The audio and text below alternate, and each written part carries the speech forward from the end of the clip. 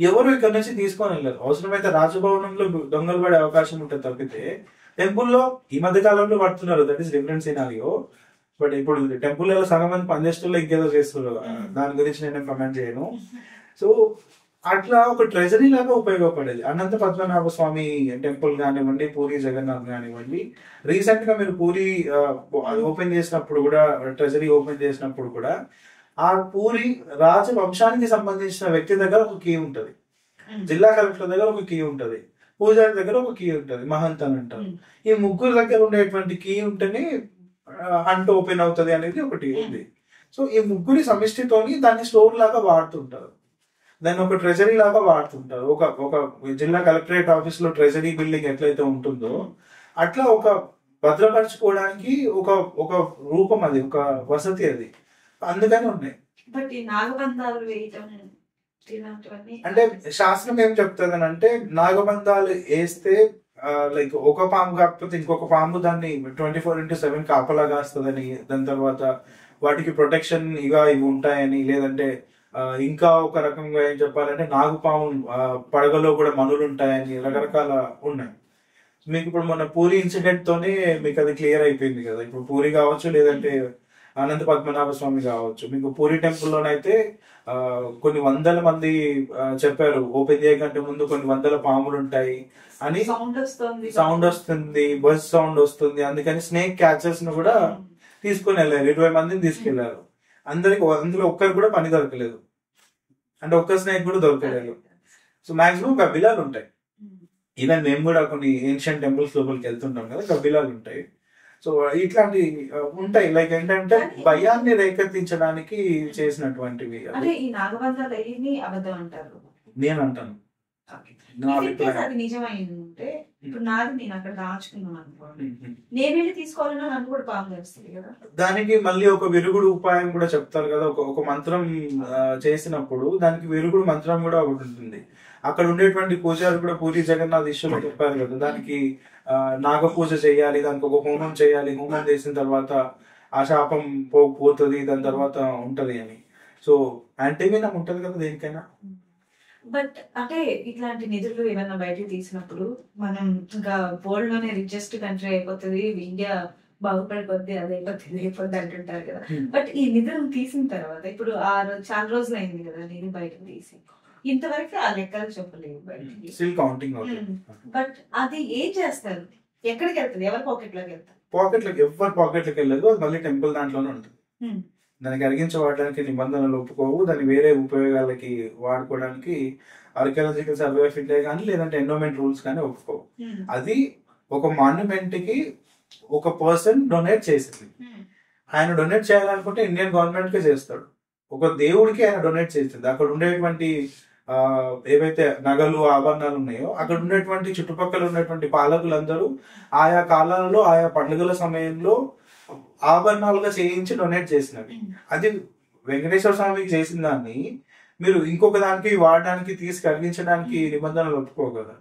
And ఇంకొకటి, ఇవన్నీ తీస్తే వరల్డ్స్ రిచెస్ట్ అవుతుందా అని అంటే, ఇవన్నీ తీయకుండానే రిచెస్ట్, ఇవేం తీయకుండానే రిచెస్ట్. ఫర్ ఎగ్జాంపుల్ హైదరాబాద్ లో ఉన్నటువంటి స్టేట్ ఆర్కియాలజీ మ్యూజియం, ఇందాక నేను చెప్పిన 15 మంది కాపాడే మ్యూజియం ఏదైతే ఉందో దాంట్లో 3 లక్షల కాయిన్స్ ఉన్నాయి. ఇండియాలో ఎక్కువ కాయిన్స్ ఉన్న రాష్ట్రం తెలంగాణ. కాయిన్స్ 3 లక్షల కాయిన్లు అప్రాక్సిమేట్లీ. ఇప్పుడు మేము కాయిన్స్ కలెక్ట్ చేసే హాబీ మా ఫ్రెండ్స్ చాలా మందికి ఉంటది, కాయిన్స్ కలెక్ట్ చేస్తుంటారు. అది ఎక్స్చేంజ్ లో చాలా లక్షలు ఇస్తారని కూడా అంటారు కదా. ఒక కాయిన్ కి అప్రాక్సిమేట్లీ 30,000 వేసుకోండి, లక్షలు మీరు అన్నారు కదా, 30,000 వేసుకోండి. 3 లక్షల కాయిన్స్ ఉన్నాయి, అమౌంట్ క్యాలిక్యులేట్ చేయండి, 60,000 కోట్లు అవుతుంది. అది ఈ తెలంగాణ రాష్ట్ర సగం బడ్జెట్ ఒక్క మ్యూజియం లో ఉంది. మనకి 7 మ్యూజియాలు ఉన్నాయి. అది ఒక హెరిటేజ్ ప్రాపర్టీ. ఫర్ ఎగ్జాంపుల్ ప్రాపర్టీని బట్ అక్కడ దాచుకోవటం వల్ల లేకపోతే మ్యూజియం లో పెట్టి జనరేషన్స్ వచ్చి చూడటం వల్ల నో యూస్ కదా, జస్ట్ తెలుసుకుంటారు. బట్ డెవలప్మెంట్ కి పెట్టుకుంటారు. గద్వాల్ రాణికి సంబంధించిన ఒక కిరీటం ఉంది మ్యూజియం లో. దాన్ని మీరు కరిగించి అమ్మితే ఒక 15 లక్షలు వస్తాయి. మార్కెట్ లో అమ్మితే కొంచెం ఎక్కువ వస్తాయి. Because heritage property, ancestral value ఉంటుంది, దానికి యాంటిక్ వాల్యూ ఉంటుంది కాబట్టి. మీరు డబ్బులు ఏ రూపంలోనైనా సంపాదించుకోవచ్చు. ప్రభుత్వానికి కొన్ని వేల ఎకరాల ఖాళీ భూమి ఉంటుంది. అప్పుడప్పుడు హెచ్ఎండిఏ వాళ్ళు అది కూడా చేస్తారు అనుకోండి. ఈ మధ్య కాలంలో ఆ భూమి అమ్మి కూడా డబ్బులు సంపాదించవచ్చు. ఈ భూమిని అమ్మి మీ దగ్గర డబ్బులు ఉన్నప్పుడు మళ్ళీ భూమిని కొనగలుగుతారు. అవసరమైతే అదే భూమిని కొనగలుగుతారు ఇంకా ఎక్కువ రేట్ ఇచ్చి. ఒకసారి కలిగించినటువంటి ఒక ఆభరణాన్ని మళ్ళీ మీరు తయారు చేయించగలరా? కాకతీయ గణపురం కోటగుళ్ళలో మీకు లాస్ట్ 5 years బ్యాక్ ఒక టీటీ దొరికింది, ట్రెజర్ ట్రోవ్ దొరికింది.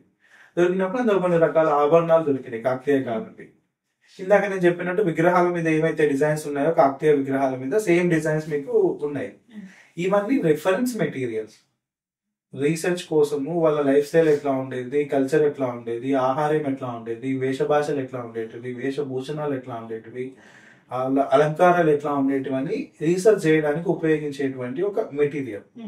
దాన్ని మీరు 800 సంవత్సరాల క్రితం నాటి ఒక అద్భుతమైన అపురూపమైన అమూల్యమైనటువంటి వస్తువుని 40,000కి 30,000కి మీరు కరిగించి అమ్ముకుంటే దానికి నష్టం చేసిన వాళ్ళే అవుతారు కదా అంటాను.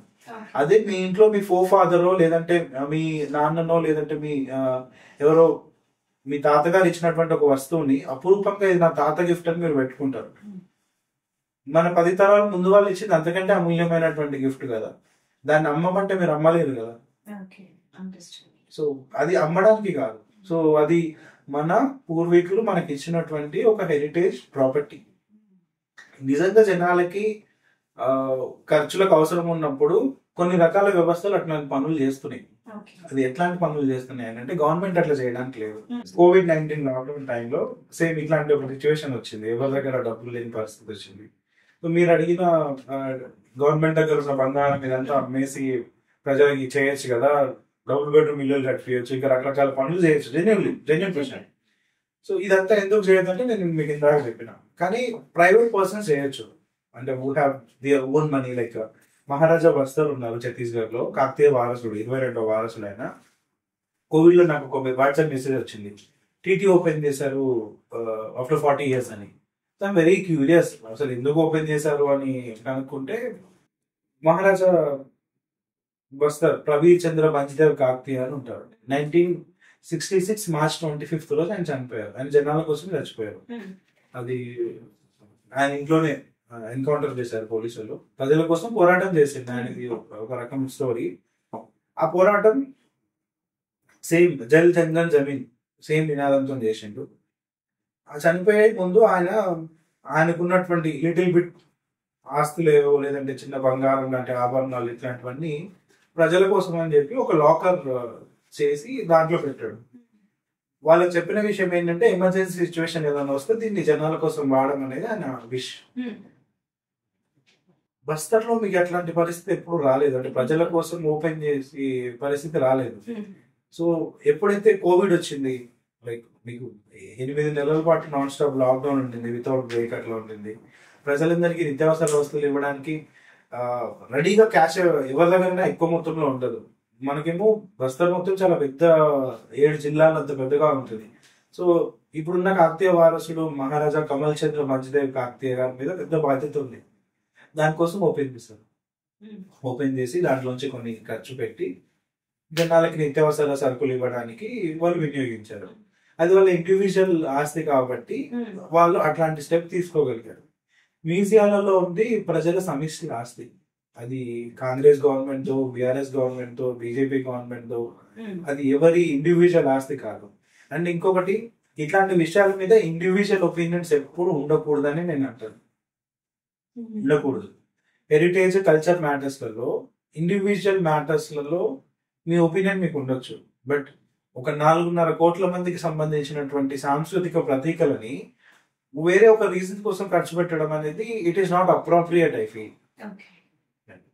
సో అది గోల్డ్ సంబంధించి. సో అయితే ఇప్పుడు వరకు మనం చాలా విషయాలు మాట్లాడుకున్నాము. ఇప్పుడు చెప్పండి, మనకు తెలియని మన చరిత్ర ఏంటి? నా పుస్తకం పేరు మనకు తెలియని తెలంగాణ. నేను రాసిన పుస్తకం పేరు మనకు తెలియని తెలంగాణ. నేను తెలియని అనే పదం ఎందుకు పెట్టానంటే, వేటగాడు చెప్పిందే చరిత్ర అయ్యే సమయం ఉంటుంది యూజువల్లీ. కానీ సింహం తన చరిత్ర తాను రాసుకోనంత వరకు వేటగాడు ఏం చెప్తే అదే చరిత్ర. సేమ్ మనం కూడా మన చరిత్ర ఇది అని చెప్పకపోతే అది ఇంకా లైమ్లైట్ లోకి రాని పరిస్థితి. అన్ని మతాలలో, అన్ని కులాలలో, లేదంటే అన్ని వ్యవస్థలలో ఇది ఉంటది.